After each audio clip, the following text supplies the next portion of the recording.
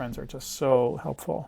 People that we can connect with and can tell us, just take a breath, let's think about this before we roll out the artillery. No, I think that's great. I know we're kind of wrapping up here, but what other tips do you have for dads, and maybe even during the holiday season if they're not with their kids, or just in general? Tip number 1 is the short number that I hope everybody knows, 988.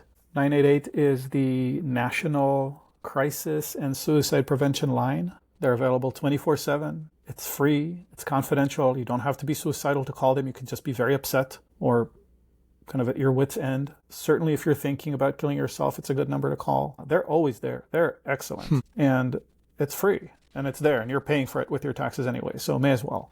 I didn't realize that. So 988. It's always there. Always there. If you're having a tough moment, call them. You don't have to be in anything extreme. It's just a bunch of nice, well-trained people who genuinely want to listen and help. So if you're kind of in extremis, that's the number to remember. So that's the first thing I hope people remember, 988. The second, maybe finishing with what I started, schedule fun. Schedule fun, ideally with people that make you feel good.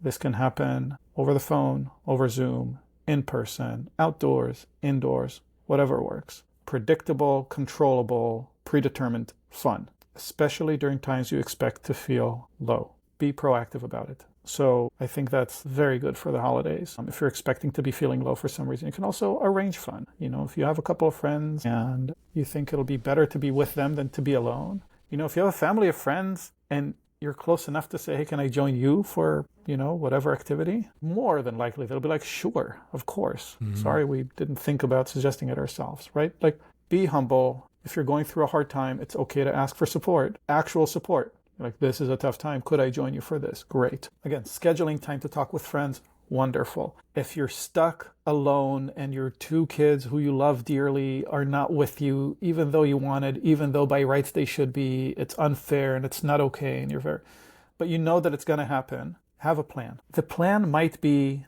I'm going to get ice cream and watch this movie I've been wanting to watch for a while. Also fine.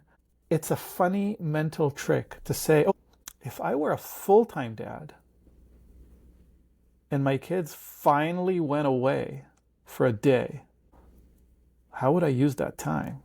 What do I actually want to do? Because most of the time we're not doing all that stuff. Right. We're just futzing around, doing nothing, scrolling something, doing something. And you're like, yeah, I've been wanting to, go buy an inflatable kayak. I want to go to that sports store and buy the thing, or I want to go see the thing, or I want to go whatever, do that thing that you would have done if you were a full-time parent just waiting for the day that you finally have a day off. And again, maybe it's a low-key thing. Maybe you buy a bunch of ice cream and see a movie you've been wanting to see, or listen to a new album that came out that you've been excited about, or whatever it is. Maybe you have a home project that just needs doing and you've been putting it off forever. Maybe you can just do that during that one day, and it's kind of sucking to do it, but you created meaning for yourself during this time. And then worst comes to worst, you have nothing to do, you forgot to buy ice cream, supermarket is closed because it's the one day of the year that it's actually closed. You're sitting there, the internet is out, no Netflix, you just don't know what to do with yourself, and all your friends are busy having fun with their happy families. Have a bad day. It's okay.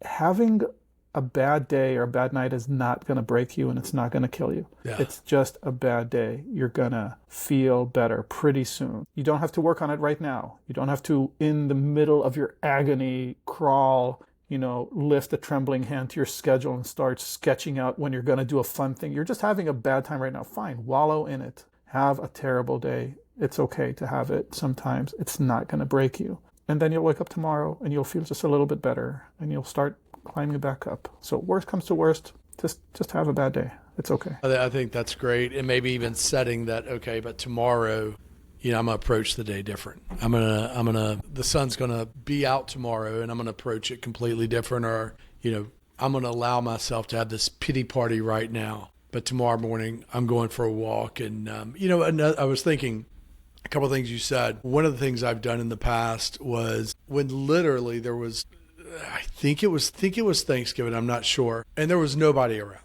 Nobody around. My kids were at my ex's. and I went and delivered meals. I literally went and, for Meals on Wheels and took meals everywhere. And I was apprehensive, not knowing how that was going to be. And I'm going to be sad. I literally had the best time. Like long conversations, and I feel, you hate to say you feel good about yourself, but I did, and I got to see a lot of different people. I think if you can try to be busy. Try to be active, try to be busy, whatever it may be, and be okay with getting uncomfortable with that. But again, if everything's shut down and you're snowed in, yeah, I think it's okay to just have that downtime. It's okay to do that. Yeah, that's the other kind of downtime. Yeah, the pity party. I agree. And I think this mindset of, if my kid were in my position right now, how would I feel toward my kid? What would I be doing for my kid? And very often, these are things we can do for ourselves and things we can feel toward ourselves as well. But we can sort of rev the compassion engine by focusing on people that we just love so much and then turning that beam to us. It's often hard to start with feeling that way toward us, but we can get started by saying, okay, let's pretend that my kid is stuck at home, snowed in, away from everybody that he loves, feeling hurt by the system, and I'm not there. I can't just hug him. What would I wish he did? Or what would I give him? What would I do? And it's all the little things, right? Maybe it's about like comfort food, or maybe it's about, engaging in something very frivolous or whatever it is. But like, let's give ourselves that. We're all little kids with grown-up problems, really, right? We can give ourselves the same things. Yeah, and I think there's certain times in your life when it's okay to be a little selfish. And I think one of those times is then. It's okay to be selfish and to think about yourself. You think about your own happiness during that. I'm not going to have my sons on the back end of the holidays, and I've already planned what I'm doing. It's all set in motion, and I'm actually looking forward to it. Do I wish they were going to be with me? Absolutely, of course. But it also beats the alternative of sitting in my house and missing them or getting to a down place. And so I'm going to do something that I really enjoy, and which I think will be a lot of fun. Something I've been looking forward to. But I do think at times it's good to be selfish. Or it's okay to be selfish. So let me ask you this. How can people find you? Because I know people are going to be listening and they're going to wonder, I would like for you to repeat the number again, but then also how can people reach out to you? I think people are going to be listening and saying, why is this guy talking so much instead of Robert? That's why you're on. I just have people on so they can talk. The number that I mentioned is not mine. It's in fact everybody's. It's 988. It's like 911, but different. So 988 is the National Crisis and Suicide Prevention Line.